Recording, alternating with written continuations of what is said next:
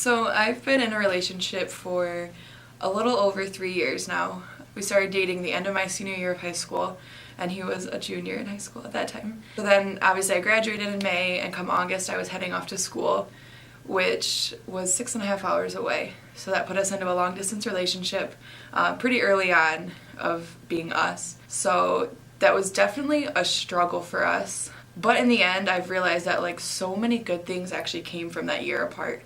We were in a honeymoon stage for probably close to 2 years of our relationship, which come to find out isn't normal. We weren't fighting, we never had any problems. It was just us being friends because we were able to grow so strong during that time apart. We gained really good communication skills.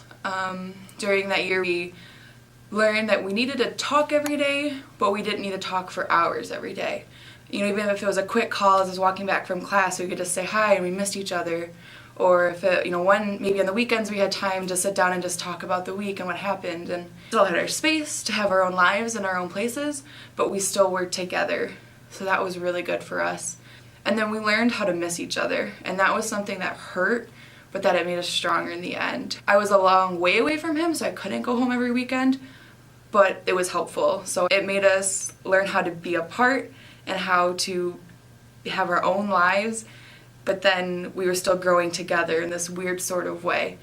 And it's crazy that it all worked out, but it did, and it made us stronger. Looking back now, I think it's because of that we're able to keep going on and towards our future together.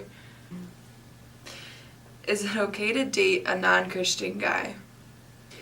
So my boyfriend was not a Christian when we started dating.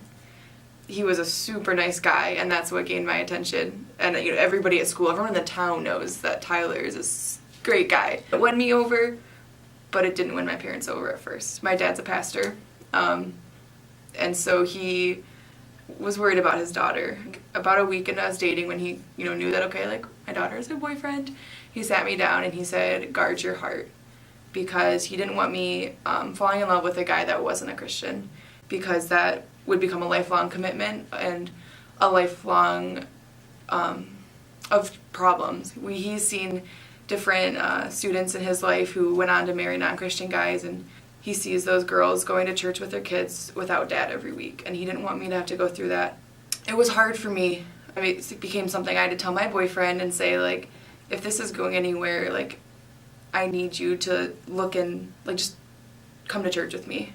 And I would invite him to church, and he came, because he's a nice guy, and he wouldn't say no. And so he came, and then I bought him a Bible, and he would come to Sunday school. The more he just started to learn, he was like, yeah, like, this is good. He became more into Christianity than I ever was. He would read a catechism for fun, which for me was only for assignments. And he would just come to me with these questions about, like, what does this mean or this? And he just always wanted to know more, especially being around my family when we would just have random conversations about Christianity, and he felt like he was out of it. He just didn't want to keep feeling that way, and so he wanted to keep up with us, and he just had this desire. Soon enough, my parents were like, Leah, he's the one. They knew because now his Christianity isn't mine. It's not him doing it for me. It's his own. Through that, we've grown together. And do I regret dating a non-Christian guy? No, I don't regret it. I'm glad we're together. Was it scary for the first couple months? Yeah, because I couldn't let myself get attached because I knew what that would lead to. So is it okay to date someone? Yes, but guard your heart until you know that they can show their love for Christ just as much as they love you.